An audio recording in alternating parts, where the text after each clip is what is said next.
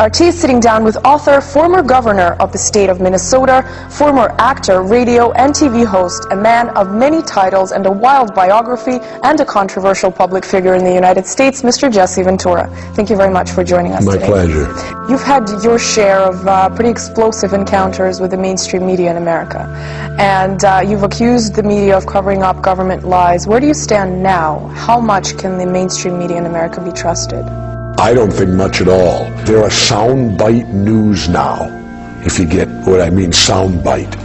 There's no depth to anything. Plus, our major news organizations have really almost become monopolized. There's only like 3. Our media today is into creating the news rather than reporting it. And that's very dangerous when they're creating news rather than reporting it. When you appear on the mainstream media, how much do you expect your voice to be heard? Oh, I expect it to be heard very much, because far too many people in this country only rely on the mainstream media for any information.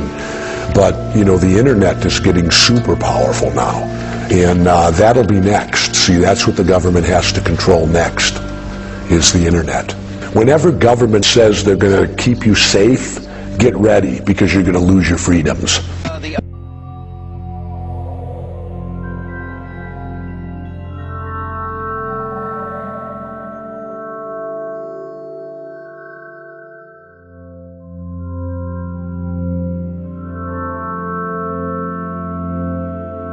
When you hear these talismanic words like control, security, stronger America, strength, realize that they're talismanic words. They're being used against you.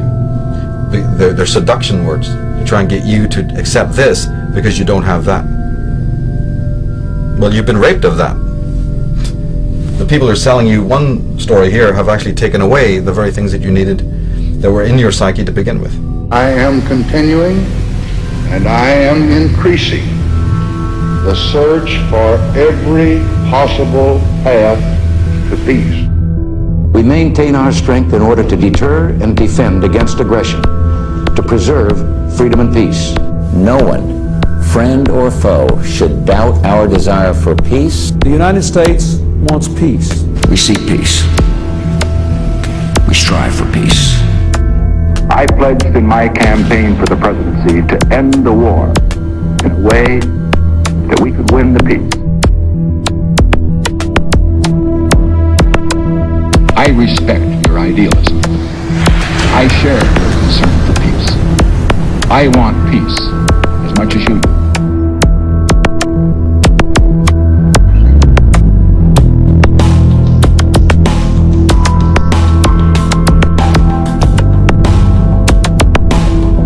We cannot wait for the final proof. The smoking gun that could come in the form of a mushroom cloud.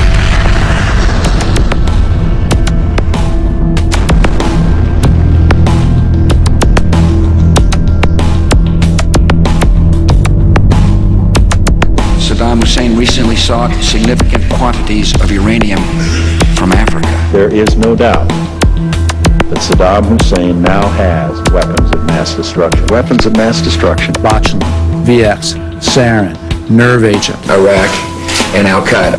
Iraq and Al-Qaeda. Terrorism. Cyber attacks. Nuclear program. Biological weapons. Cruise missiles. Ballistic missiles. Chemical and biological weapons. Iraq has weapons of mass destruction. President Bush has said Iraq has weapons of mass destruction. Tony Blair has said Iraq has weapons of mass destruction. Donald Rumsfeld has said Iraq has weapons of mass destruction. Richard Butler has said they do. The United Nations has said they do. The experts have said they do. Iraq says they don't. You can choose who you want to believe. The sources that have deceived us so constantly don't deserve our trust. And to the extent that we give them our trust, we set ourselves up to be scammed again and again. There are reports that there is no evidence of a direct link between Baghdad and some of these terrorist organizations. There are known knowns. There are things we know we know. We also know there are known unknowns. That is to say, we know there are some things we do not know. But there are also unknown unknowns. The ones we don't know, we don't know.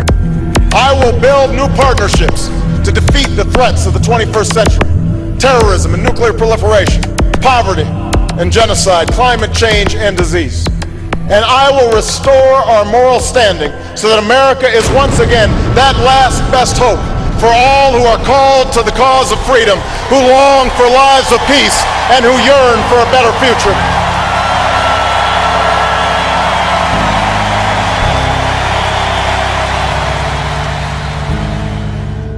And this is used endlessly in the media by the drip feed method of just constantly downloading the same idiotic memes that you consciously would think you resist.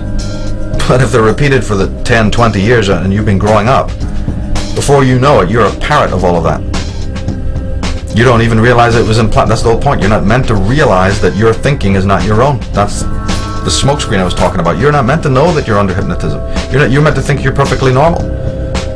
So they're going to sell you the most irrational, most satanic, most vile, pornographic lies, but they're going to sell it in a capsule that makes you think that you're perfectly spiritual, perfectly adjusted, totally normal. As this continues, as this process continues, the division between the outsider who's really sane and the unsane gets wider and wider and wider. What are people complaining about? That they can't believe the world they're walking around in. Sane people are going, I can't handle it, I can't work, it's terrible, that people are idiots. Yeah, but that didn't happen last year, that didn't happen 2 months ago. You are seeing the symptom, not the cause. You're seeing the symptom of an immensely long, phenomenally detailed and interesting and complex. What was Soviet Russia? You can sum up the whole gig of communist Russia in one sentence. Experiment. Social experimentation. Then you can split hairs as to whether it was a Darwinian experimentation or an Orwellian, blah blah blah. It's an experiment in how to control human beings who very easily were controlled. Oh my goodness, 33 people are shot dead. Everybody is just tripping over themselves with awe and amazement and anger and frustration. Let me see, what else is going on in the world right now? What else has been going on since 2001? Let me see, what's happening in Iraq or Iran right now? Can we ask a question about that? What was going on during the previous George Bush? Was there a thing called Desert Storm in which millions of people were killed, children were wiped out, incinerated? In Panama, were people not burned to death with lasers and incinerated in their own cars, completely innocent people? Then we have Grenada before that. Grenada. There you have, where do we stop? How many wars do we need? But your children die. Of course it's horrible. But can we have some context here? Can we have some sanity here? That just because your little pathetic, mediocre lifestyle has not been shaken up by something you don't understand, that's the only violence you think it exists in this world? Somebody has to be wielding, a 38 on your own street, in your own backyard, before you realize that there's such a thing as violence in the world? I'm here to tell you that all of that kind of violence, including the genocide, including the mega death, chew on this, that all of that, all through history, is a tiny aspect of the violence that exists in the world. That's the stuff you can see with your five senses. But as any competent psychologist will tell you, that is a very small, sadly, that is a symptom. That's what that is. That's an outpouring and outletting, a playing out in the world. Obviously helped and assisted by those who would like to have chaos rule in the world, yes. But where is its roots? You're going to keep studying the, leaf? You're going to keep studying the bloom and not ask where the root is? Or we'll have a wonderful society tomorrow where they'll be able to prune that really easily. And we won't have any of that violence because, in fact, we'll have a new world order. The chaos out of control. Everything's in chaos. People killing themselves. And we have a perfect structure now that will always deal with that. But will the root be ever looked at? If the root is not looked at, I don't care what kind of order or system is involved in the world of man that, prunes that or, keeps that nicely culled or caged or whatever.